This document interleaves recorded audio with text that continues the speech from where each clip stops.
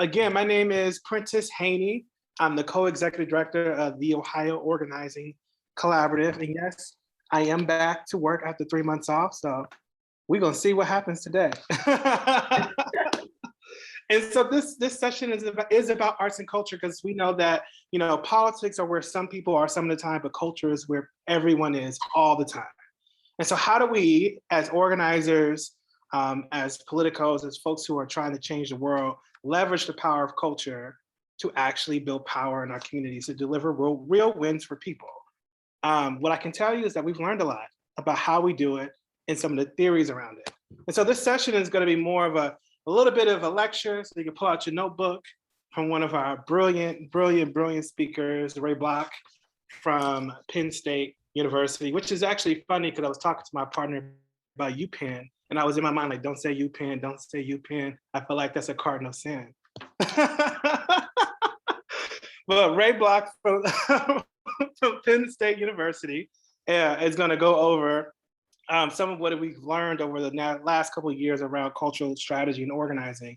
And then we have Marshall Shorts, the brilliant Marshall Shorts, who is the creative director for the Ohio Organizing Collaborative and also the founder of the Maroon Arts Group and just so many other things. He'll be able to tell you more about him. So he'll get to give you some insight around some of the work we've done over the last couple of years, especially our Deliver Black Dreams campaign. And then we have Timothy Young from Mississippi Votes, the digital content creator down there in my home state where my family's from, Mississippi, making it happen. I don't know if you're from Hollis Springs, but we probably cousins.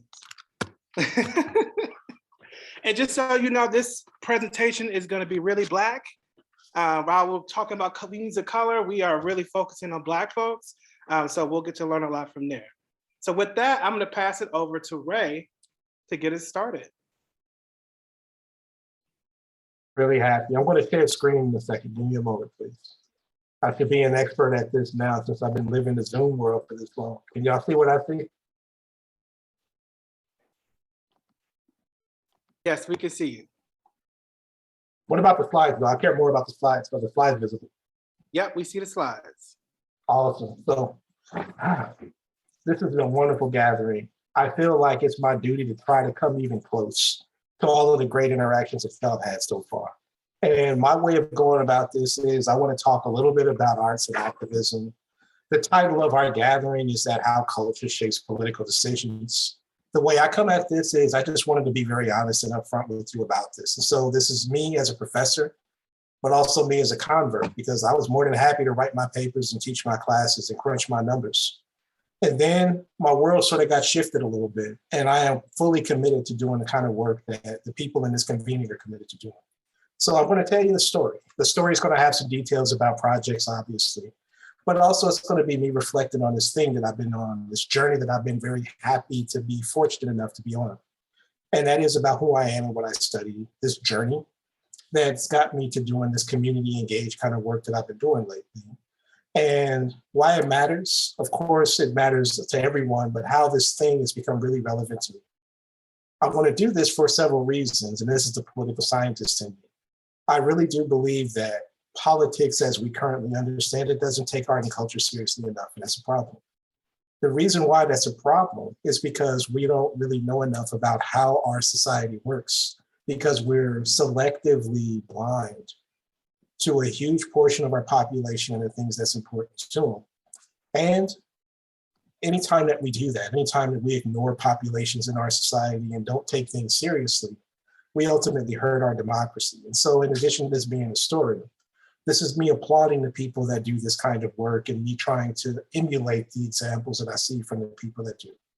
So there's that. So who am I and what am I doing these days?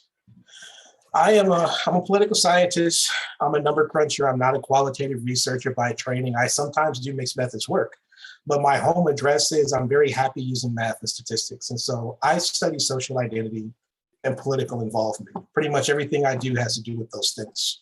My dissertation was on interest in politics, which was actually part of a conversation in a previous breakout that I was in about whether people are engaged in what's going on in politics.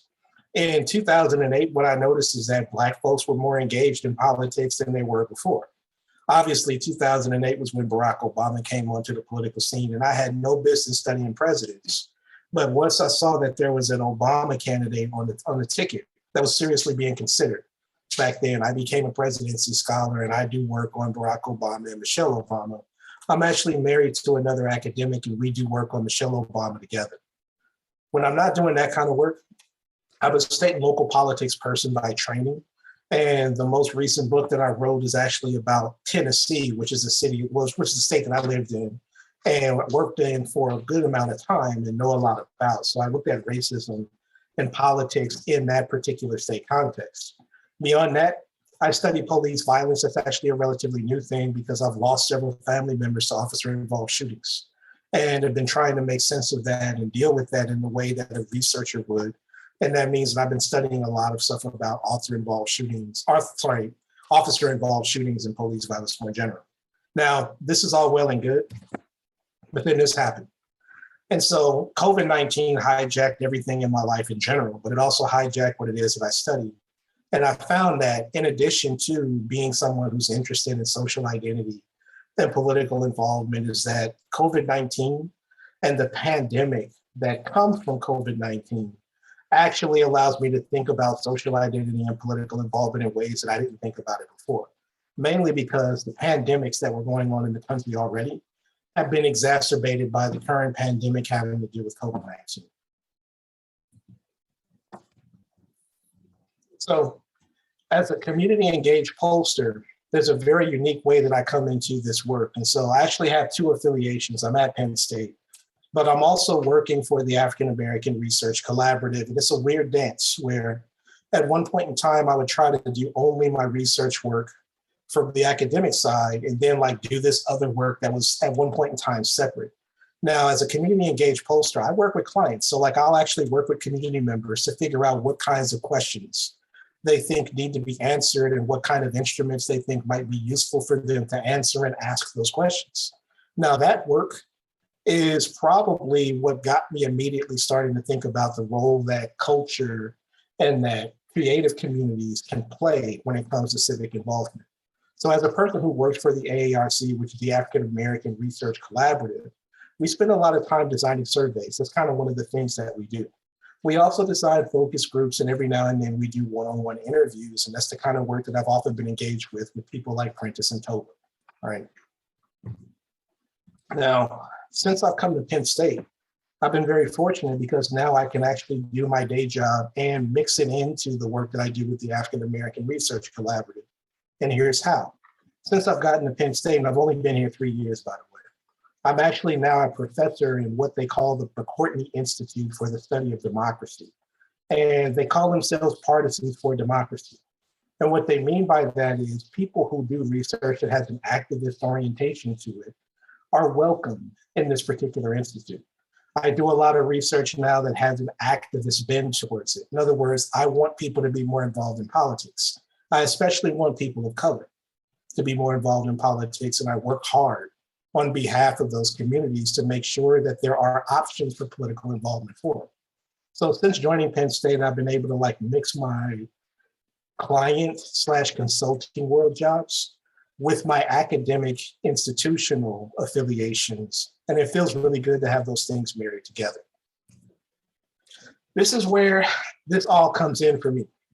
And so several years back, it's actually crazy for me to say that, I started having conversations with Toba and eventually having conversations with Prentiss and eventually having conversations with people that were affiliated in some way, shape, or form within the tree. I call it the family tree of the Midwest Culture Lab. I have some images here of various organizations that I've actually had the fortune of being able to interview people in and to ask them questions about what it means to do this kind of work. And so like I was there as a researcher trying to learn things about these organizations because it was part of what I was tasked to do as a person who was assessing the effectiveness of the organizations. But I'll be the first to tell you, I learned a lot. And not only did I learn a lot, but I also started to appreciate more and more each day the kind of work that people that do this kind of thing are doing. In other words, the art meeting the activism in a world where culture can be a mobilizer and an informer of what's going on in this world. was something that I was becoming familiar with. And while becoming familiar with, I was becoming more attracted to. In terms of ongoing work, I have been working for a while now on some projects that allow me to continue to learn from people in these organizations. And so not to get too fine-grained with this and not to go off into the weeds too much about this, is that I've been lucky enough to continue to have conversations with people that are in a world where they combine activism with what I'm going to call culture and art.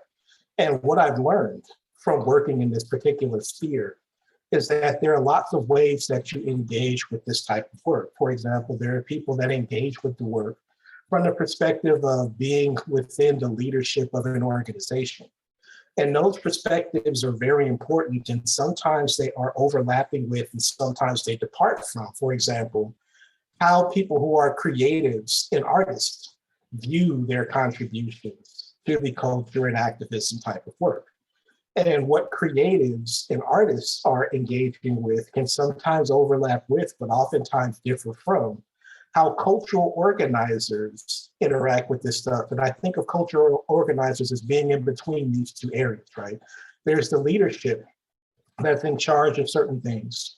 There are the artists who are creating beautiful things on behalf of culture and activism. And then there are the cultural organizers who exist somewhere in between those two levels. And that's a very unique perspective to learn about too. The reason why the audience perspective bubble in this diagram is highlighted here is because my ongoing work is seeking to understand this particular thing.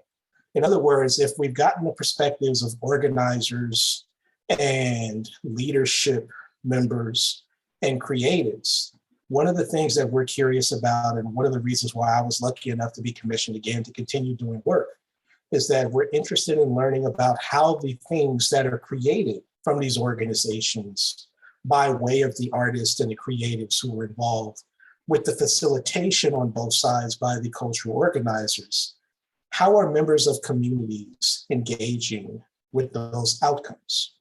Does that stuff move the audience in ways that would be expected? Does the material, whatever the material is, organize? Does it mobilize? Does it create the possibility for social change? In other words, thinking about culture and activism, not only from the institution side, but also thinking about this from the community side. So future work and ongoing work has been really geared towards dealing with that particular thing. Now, why arts and activism? I feel like I'm speaking to the choir here because everyone on this Zoom meeting understands and appreciates the work. For me, this is really just an affirmation of things that I had already been thinking about, but now have a reason and a motivation to really lean into. So I had been already moving in a direction towards this particular kind of work. And typically what that means for me is that I've been doing a lot of research on what I'm going to call culture, consumption, and how social critique, or the idea that there are problems in our society that need to be addressed that often aren't being addressed properly by political elites, how the combination of that social critique and the consumption of things that are related to art and culture can somehow contribute to political action. I've actually published in this area on a couple of occasions. These are screenshots from things that I've been working on in the past.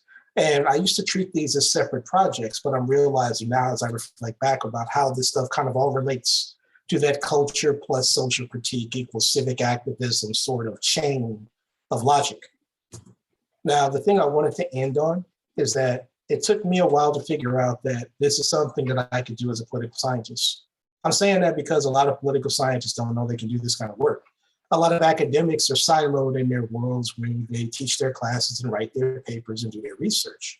And I am very fortunate to have figured out something that I can do as a researcher that contributes to social good in a way that makes me feel good and in a way that I feel is authentic, and not only that, but also rigorous in the ways that researchers can be rigorous. And so I think this stuff is important because I think the connection between culture and art and civic activism is really important. I think that in my field, we just don't respect it enough. I wish we did it more, but we don't. I'm trying to change that, but I'm moving upstream in order to do it. I also think that we need more attention towards this stuff because it matters so much. And it's obviously clear that in order to engage communities that don't typically get engaged politically, You're going to need to build trust in those communities, and you're going to have to speak to members of those communities in languages that they understand. And finally, I just think it's really important to honor this connection because, not to get too political here, there's a lot of stuff going on, not only in our social world, but also in our social media world that needs to give us an opportunity to be very vigilant about what it is that we do when it comes to motivating and inspiring and moving people into a world where they feel like they can make a difference. All right.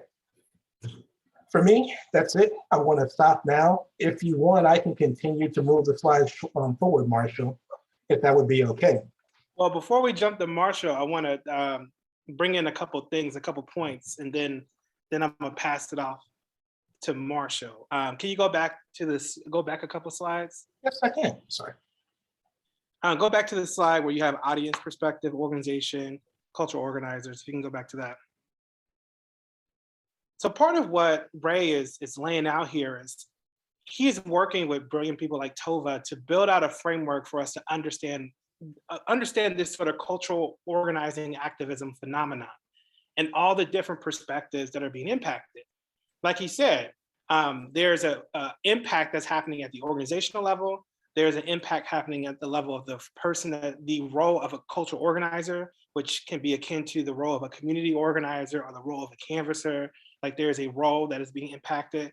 And then there's impact in the role of the artists or creatives, people who are putting out the content in the world or putting out the art.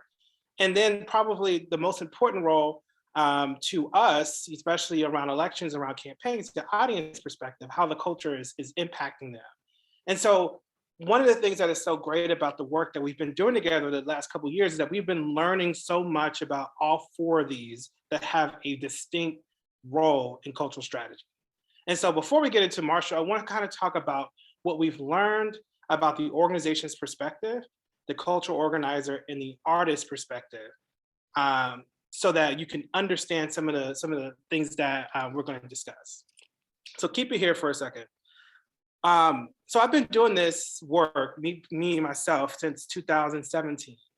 From an organizational perspective, a cultural organizer, and myself as an artist and bringing in artists. And one of the things that I realized in terms of actually implementing cultural strategy is that through experimentation with the Midwest Culture Lab and other cultural work, I've come to understand that there are there's two paths or two choices from an organizational perspective that you have to choose to make a decision around at the beginning of your cultural strategy in order to implement a strategy that will work. And so there's two real paths to go down. And both of them are equally good, but it depends on the structure of your organization, the structure of the work, the structure of your campaign, what you want to see happen. So one path is engaging in cultural strategy with artists as workers or artists in the workplace. And then there's a separate strategy around engaging artists in cultural strategy as artists, as members of your membership organization. And both have profound impacts on the work that you're doing, but they're distinctly different. And so I'll say a little bit about both. And then part of what we're going to do is that Marshall's going to talk about what's the sort of impact we've seen as artists in the workplace, engaging artists in cultural strategy as workers. And then we're going to hear from probably me and also Timothy about what does it mean to engage artists as members and what the impact comes from that. And so when we think about, let's take a moment, think about artists as workers. You know, when you bring an artist into an organization, first you have to be clear about the role that they're playing. If they're coming in as a worker who's commissioned to do a particular thing, you're trying to insulate and create the conditions for those artists to create what's needed in order to move the culture in a particular way.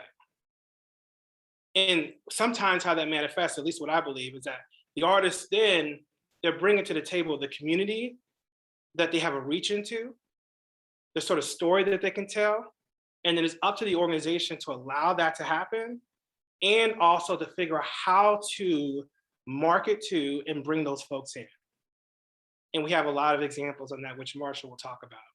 And then on the flip side, when you're trying to engage artists as members, your primary objective is to bring the person in to believe in the mission and vision and the purpose of the work that you're doing, and then to unleash the artistic side of them as their contribution to the membership project.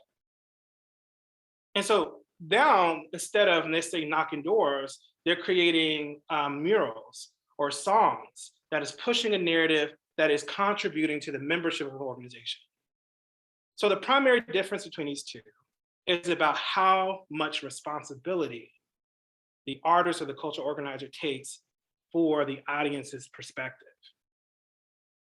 Artists as workers, they care a lot about what their audience thinks and does, but they are distributing it to the audience. But they're not necessarily taking responsibility for bringing them in. The organization has to figure that out. But when you have artists as members, they care about the essential mission of the organization. They're primarily going out to build the membership and engage people to bring them in. And then their art and culture is the language that they're using to do it. So with that, I'm gonna let Marshall talk a little bit about what it means to be doing cultural strategy from the perspective of artists as a worker or artist in the workplace. So I'll pass it to you, Marshall. Thank you, Prentiss. Hopefully everybody can hear me. Elated to be here and in this space with you all, and to follow up two great minds. Try to get through these quick. But I'm Marshall Shorts. I work with Prentiss over at the Ohio Organizing Collaborative as a creative director on a couple of projects. What I'm going to talk about today, real briefly, is how we engaged artists through a fellowship, and some of the seeds that came from that. And then I'll talk a little bit about some programs and projects that kind of happen out of our Black RCN project called Deliver Black Dreams, and how that sort of kind of manifested itself into I would say a campaign that I would say a campaign we're trying to make a commitment here in Ohio, and specifically Columbus, Ohio. So we can go on to the next slide. So my work with Ohio Organizing Collaborative sort of started with this fellowship. It was my job to sort of tasked to find artists, bring them into this fellowship, and then create a program that would engage them. At the moment, we had to start during COVID, so that kind of overlapped some of the things we were doing. But how do we engage them in the political moment? How do we engage them in art making that speaks to that moment, but also engaging audience and community, talk critically through their art and through the cultural production that they did. And so without 7 artists in which we for about 12 weeks, we were able to give them a stipend. So for their time, but they were also sort of checking in weekly and creating in response to prompts, in response to things that were happening around them, and ultimately building community with each other and processing things that were happening in the moment. And so as a result, we were able to develop a zine that kind of chronicled their process through this fellowship.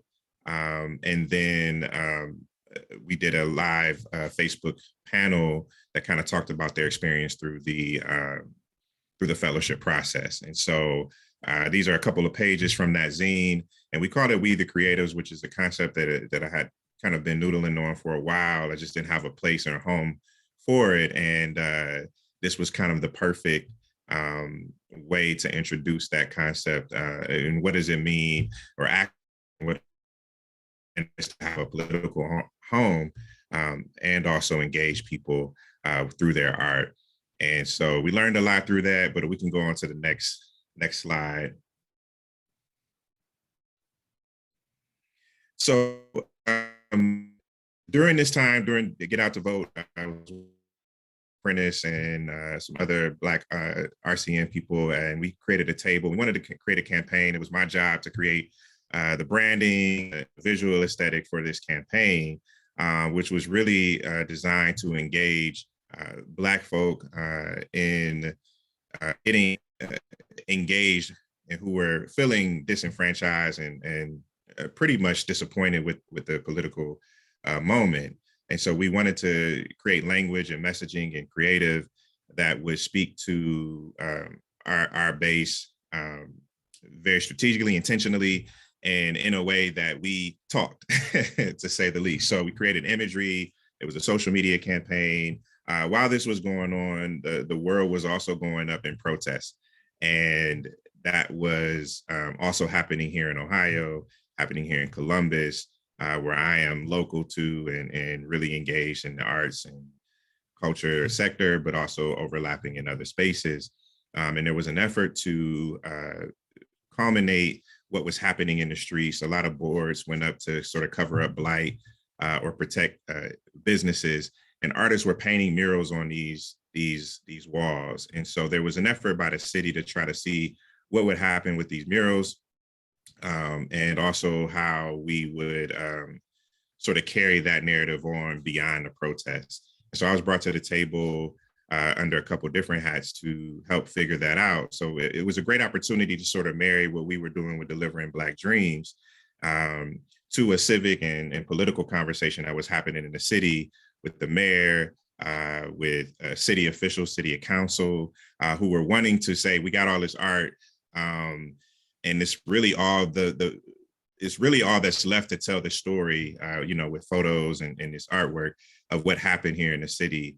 And so I introduced Deliver Black Dreams to that table, and the organization that I'm a part of and helped found here, Maroon Arts Group, was asked to take the lead on figuring out what that looks like beyond the protests and beyond these murals sort of coming down. And so we came up with a couple different programs, but one of them was a large scale mural program that would place this message permanently in the city's atmosphere, quite literally. And so I have a video that shows the very first mural that is, just straightforward, the message within Deliver Black Dreams. And since then, we've done 2 other large scale murals. And this was a partnership between a number of different organizations, but it definitely engaged city officials. So, what does it mean to sort of create this message and have the mayor, I was almost reluctantly have to say, our city wants to deliver Black dreams, right? And so this work is sort of reaching places that we don't always consider and giving the message to people who we don't always consider are thinking about these things. And so we have the mayor of Columbus on record saying we have to deliver Black dreams in the city. And so I think, I took that as a win for this because, oftentimes we don't hear the conversation about what art does in that space. So if you click on the video, if we have time, it's about a 2-minute video that kind of just talks about how we brought everybody together.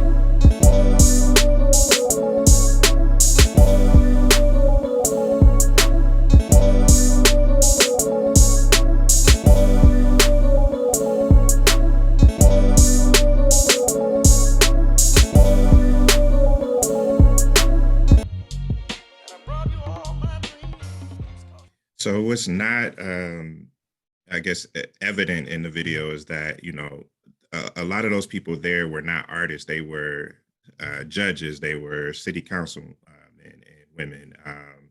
They were volunteers. And so what this has opened the door to is other programming, for instance, thinking about new ways to engage culture and what ecosystems look like in our communities, and what it actually means to deliver Black dreams, not just in the art space, but in safety and education, and other spaces. So I'll make myself available to add later to talk more about that, but we got one more slide to show. And so during this process, we wanted to create a space to actually engage artists in the conversation around, like, what does art, the role of design, visual culture play in moving the needle forward. And so we created a virtual unsummit, is what we called it, called We the Creatives, that engaged some of the artists who were a part of the fellowship initially, about a year prior to this. And well, I'm calling it an unsummit, but it was like a day of learning with Emory Douglas, who was the Minister of Culture and sort of the person who gave the Black Panther Party its visual identity. And so we got to kind of, learn firsthand from him. We also had performances by musicians. We had, lectures and teachings with organizers. And this was about a 4 to 5 hour virtual event that was just really full of content. And so we had over 100 people register for that. And again, a lot of them were artists. Some of them were outside of our, circle in Ohio. We had, national people tune in. And so again, this kind of fell under this idea of delivering Black dreams and how do we engage arts and culture to move our needle forward. So I'll stop there. I feel like I've been talking a while, so we can have space for questions and other people to present. So thank you, Prentiss and Ray. No problem. Thank you, Marshall. One other thing I'll say before I pass it over to Timothy is that, one of the favorite things I love about that video is that there's a young woman says, like, we're out here making this mural to bring the city together. I mean, bring the people in the city of Columbus together so we can make change or something. Like, even this sort of language of, like, imagining how we could come together and do something together. And then what is happening on the other side of it is that our political organizers are politicizing and defining what Deliver Black Dreams mean. And in that context, it was around, in the C3 context, finding a new prosecutor, which we end up finding a new one. And so, seeing that sort of language be felt as not as political, but as a call to action, and then defining it through our political work on the ground, we saw that sort of pair happen together. Prentiss, one more thing. I'm sorry. I will say this wasn't easy to kind of pull off, right? I don't want to act like this is something that, if you just say we want to do a mural, that's going to happen. There was a combination of a number of things. And we've constantly had to remind people that the mural is not the end, right? The mural is the entry point to the conversation. And so often what has happened with artists is that, oh, we did this mural, we feel good about it, and then we stop. And we've been very intentional about making sure that people understand that these murals are the entry point into that conversation for a lot of people, and the role it plays. So I just wanted to kind of mention that. I forgot. Yeah, thank you. So Tim, we talked a little bit about art as, artists as workers or as a workplace and their role inside of our organizations. But we also know that artists are members inside of our work in our organizations. Can you tell us a little bit about your work and how you have imagined artists and cultural strategy playing a role in your membership? So first and foremost, I want to say thank you all for welcoming me into the space. I actually kind of joined this conversation last minute. I'm not sure if some of them may have heard that from earlier. Arekia wasn't able to be here. But what I am and what I serve as for Mississippi Votes is a digital content creator. So a lot of what my job is reimagining how we engage the community and how we engage the community in things that they're actually interested in. Being from Mississippi and working in Mississippi, there's a lot of things here to push you into losing interest in politics. I'll try to keep that as vague as I possibly can. But it's interesting doing this work, how easy it is if you actually try to look at something differently, it is to actually engage people. What we've done here at Mississippi Votes, I'm gonna try to get through a lot of these videos that I have already pulled up, just to give you a example of what we do here at Mississippi Votes. But one of the things that we tend to do a lot of is intertwining music into what we do. A lot of the culture and a lot of the community here, especially being from Mississippi, which is the birthplace of America's music, that's what really hits people. And I think a lot of times what we try to do as well is try to make sure that we're actually giving them something they're interested in. It's not just something that I think a funder would have wanted us to put out or anything like that, but it's genuine. So real quickly, I'm gonna share something that we did. We actually held, and we're trying to engage people. Exactly. I was reading the comments. But right here, a video that we did with a local artist, his name is Dollar Black. We did the Future video. I'm gonna show it real quick. The group presents Mississippi Votes. 5 weeks. The future and I see it clear. If you take a look around, you can see it's near. Up to us. Yeah, this may be the realest thing I ever wrote. The biggest effort of me trying to give my people hope. I've been talking, now I'm trying out a new approach. I'm just a vessel, credit go to Mississippi Votes. Let me show you what we got the most.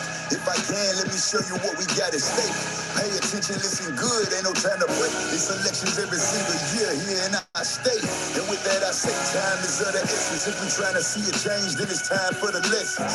Time out for just following trends and not knowing we influence the wind. Again and again, we lack knowledge and importance of presence and expect that things just gon' change. Instead, we gon' educate the youth on how to play the game. In 10 years, it won't be dead. I see it clear. If you take a look around, you can see it's near. I know it's new to some, but look, it ain't no need to fear. It always come a time to learn, and that time is here. The future and it need me. Built for it, so we make it look easy. On the front line, more is a plus, and they say the state needs to change. It's up to us. A campaign led by POC. College. So I'll drop the link to the video in the chat, but for the sake of time, I'm gonna keep going. But that was an example of us trying to think outside of the box. That was us also giving Mississippi an actual view of itself in something. A lot of times Mississippi is left out of conversations. A lot of times you don't see anybody that actually looks like you in anything relatively looks like this. And a lot of what we wanted was to sit there and not only show artists that they listen to on a day-to-day basis, but also to show that there's in the lyricism in itself, because we didn't give Dollar Black any like outline for anything that he wanted to say. We wanted him to be as very honest as possible, and we wanted him to actually speak to the people that, or speak to the community that he actually resides within. A lot of that also, in turn, for what my job is also the messaging that we put out. So another thing that we had one of Dollar Black's artists to do was a theme song for the podcast that I host. And just adding a theme song to the podcast, the amount of listeners went up, a lot, the interest in whatever he was, we were talking about that week was, oh wait, but I want to hear the theme song before we join. And simple things like that is just like, oh, well, I didn't care at first, but I really love that theme song. I got to hear it one more time. Another thing that we tend to do too is like, I love to be actually up to date with what we're talking about. Students that we talk to a lot of times aren't really interested in politics, nor do they follow any news outlets for any of that. So what we tend to do here at Mississippi Votes is to be that political hub. So in order to do so, we have to change with the times. We actually have to be relevant. We actually have to think about stuff they're interested in. So a graphic that I made, I'm showing you the insights real quick. I don't know if anyone runs a nonprofit Instagram page. The engagements usually suck. No one really cares. No one's ever looking. It's half the time it's like, what am I looking at? So I'm pretty sure everyone's a fan of Drake, but Drake just had a recent project drop called Certified Lover Boy, and the artwork was very similar to this, but I used the time and the chance to mention absentee ballot applications and the importance of them. And just the engagements alone with just bringing something that they actually cared about or were interested in. I was looking at the shares, I was looking at the comments, I was looking at other people saving it. But then it was like just little things were just pushing my creativity and actually getting people engaged in stuff that they care about. Did numbers when it came to actual conversations. I remember walking around and people coming up to me like, was that Champagne Poppy? Like for real in y'all DMs? And I'm like, no, I just edited that. And they were like, well, that's crazy. But this is people who never cared or even looked at our page before. So it was amazing to see the growth of it. But the other thing I wanted to mention, and this is partly how I got included into the space. I was originally an activist here in Mississippi. I co-organized one of the largest protests in the state of Mississippi since Freedom Summer. And around that time, we also threw a Juneteenth event, and I did it alongside MS Votes. And so here we actually had a mural unveil by an amazing artist named Adrian Dominic. And we had an amazing time. We had Black violinists come out. We had Black businesses come out, and they had like a business fair out there. And we were able to share a lot of important information. And for the first time, it actually felt like it clicked. It felt like people actually were interested in what we're talking about. They didn't wait till an artist performed and they left. They actually were like, okay, how can I get involved? How do I get a t-shirt? You said it's community service hours, right? How do I get involved with that? And I think a lot of this, when we talk about arts and activism, we also had students go up on stage and actually perform dances and really just show themselves to be true and stuff like that. But what I noticed in a lot of this work is that I have to be creative. Like working here, they give me such freedom to create whatever I think will engage people. But they also give me the chance to really include myself in my work as well. I feel like a lot of times we can come off very robotic. We can come off like huge institutions. And a lot of times that turns people off, especially like with me just joining this space. I originally was like, politics, ew, I don't want anything to do with that. But then I see Mississippi Votes, and I actually got to see the people behind the page in their posting. We were actually being intentional about making sure that the students are always on the page, or making sure that we are on the page so they can see that we're not just some figure that's always showing up anywhere. But all that to say, I just feel like we tried to be creative. Like even now we're thinking about hosting voter registration events at Chemistry, which is a hookah bar that's downtown, and actually going to like some of the nightclubs here and just posting up, just because we have to meet people where they are. But a lot of times that comes with creativity, and a lot of people are scared of that sometimes. A lot of people are like, we haven't done that before, so that might not work. And then we show up and it's like, wait, why are they so interested in you all? So it all just takes creativity. I also think it's a lot of trust in the people that you hire. Artists, especially, because we take our art so seriously. It's not a lot of things that we are just going to be hell-bent on actually getting done. So we're procrastinators at heart. But a lot of times when it's actual interest, and I feel like it's retaining me to be here, like it's different having conversations with artists. And now that I've actually been involved in the work and actually care about it, that I can talk to them and be like, I know it sounds boring, but listen to me. But I feel like as we continue to do that and plant seeds like that throughout communities, then we'll bring more people in. I'm sorry I didn't have a PowerPoint, again, very last minute for me, but I hope that was a really good insight into just what we do here at Mississippi Votes, and also just, what I do and offer. It was excellent. It was excellent. Thank you. Thank you. So I know we only got about 10 minutes left, and we got so much more we could share, but I'm going to stop and open up for some questions. I know there was some conversations in the chat. But any questions so far?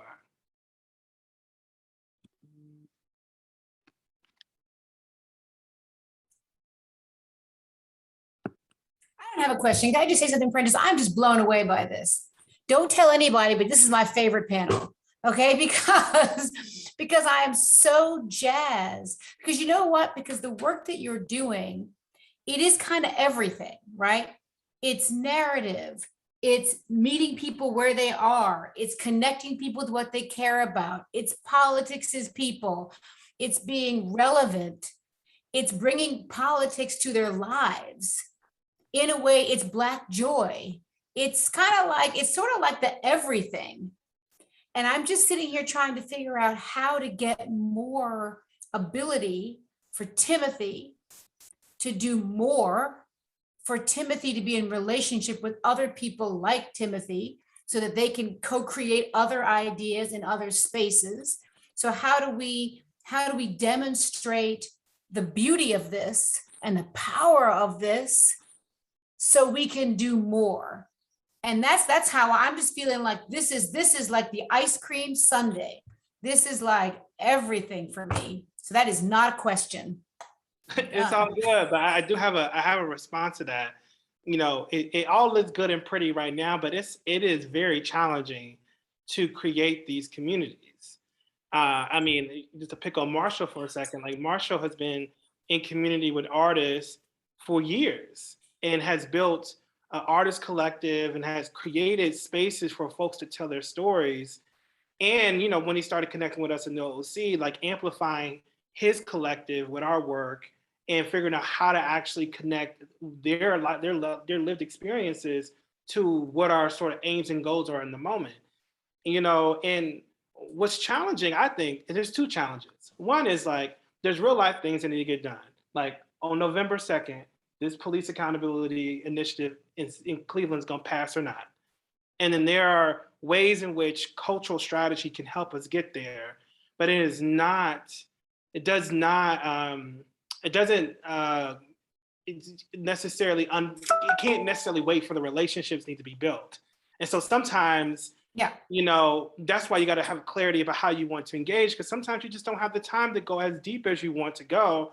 But there are people who have real deep resonance, just like you go to that pastor in that church right before the election. There's an artist in that community that has an engagement of 100 or 500 young people that you really need to talk to and be in community with. And that's just on the sort of short-term piece. But when it comes to power building, now it's about how do you actually, and I think Marshall was alluding to this in the chat, how do you actually create an agency field experience for the people engaged in the process? And what's interesting about this particular project is that there's a lot of people that need to be engaged. There's the artists who you got to create an agency field experience in terms of a fellowship, leadership development, imagining that their voice actually changes the world. You got to do that. And then you got to also, then they got to go do their thing, create their work. And then the next piece, if you have a membership organization, how do you get them to believe that if they take responsibility for what they would call their audience, but me as an organizer would call their constituents, if they took responsibility for those people, not only could you create a song like in Mississippi, where they're like, wow, I like Mississippi Votes, I like what they're doing, but like, no, you can actually come and be a part of this. And then you got to create an agency field experience on that end. And so I would say where we're at, and just in our learning, is that I've learned a whole lot about what it takes to create an agency field experience for artists. And it ain't easy. There's a lot that goes into it.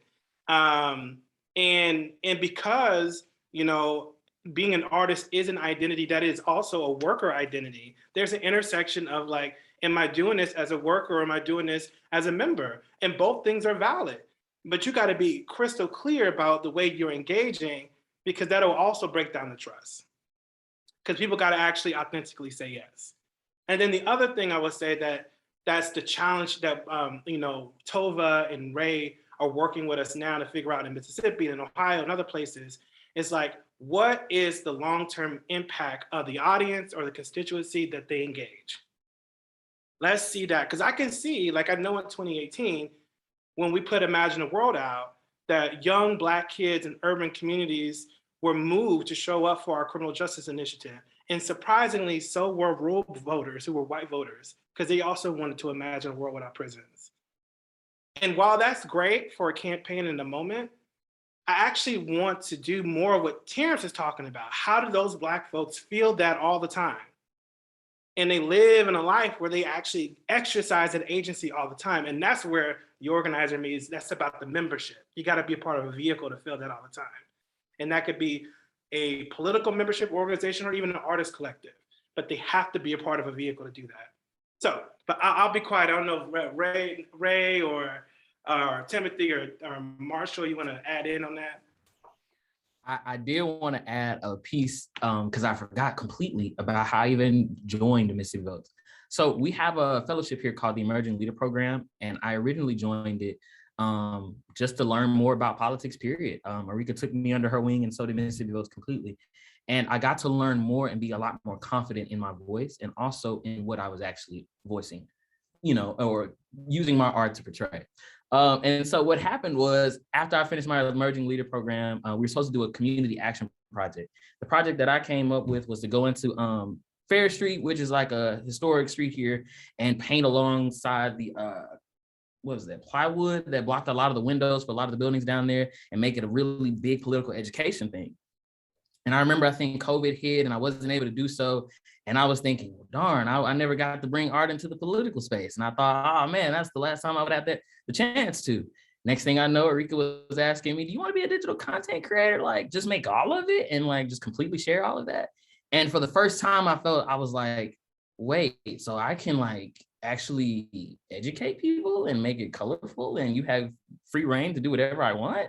She's like, yes, I trust you. You've had the chance to actually learn it. You've had the chance to be in classes where you can feel comfortable with organizing people or understanding the positions that you want to be on. I have full faith in you. I mentioned that to say that's what we mean in like establishing artists from the beginning. She was able to restore for me my confidence in my voice. Like a lot of it originally when I was doing this was always asking her, hey, is this okay? Is this all right? Is this cool? Is this fine? Like, are we teetering the C4 line? And eventually I started getting a lot more comfortable with it. And it was like, okay, this is what I like. Do you like it? Cool. It's purple, right? Okay, great. We're going to run it. And I just think the more artists that I talk to and I let them know about my experience, the more they're interested in being like, well, I would love to come and redo the page one year and go out and be canvassing and be able to wear my clothes and stuff like that. And I know it sounds crazy. I know it doesn't even sound realistic, but it happens. And it happens here, like of all places, Mississippi, where there's clearly things working against you, when there's clearly people pulling the rug from under you.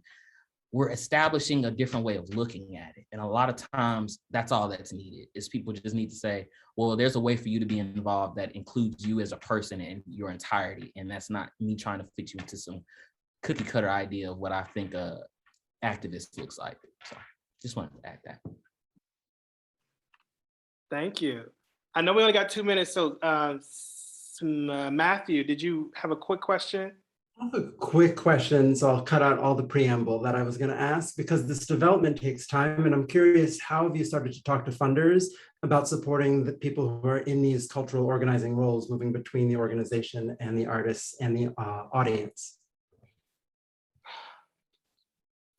That's actually a great question because the truth is, I actually kind of talk more about the product and not about what it takes to get there, because people are usually not interested in what it takes to get there. So if that's just the honest truth, but that's a challenge. I think that we should talk about the work that goes behind the scenes in creating cultural strategy. The work that Marshall did took years to get to a certain place. The work that Timothy was talking about took years to get there. So I think that's a good challenge.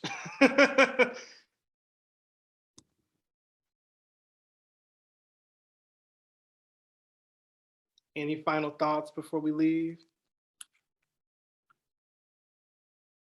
I just want to echo back, it does feel like it takes years. Like I think about that work that's happening in Philadelphia where I live through Spiral Q. I was out there dancing in a puppet and they were able to spin that story afterwards of Count the Votes into, hey y'all, you got something in the Smithsonian.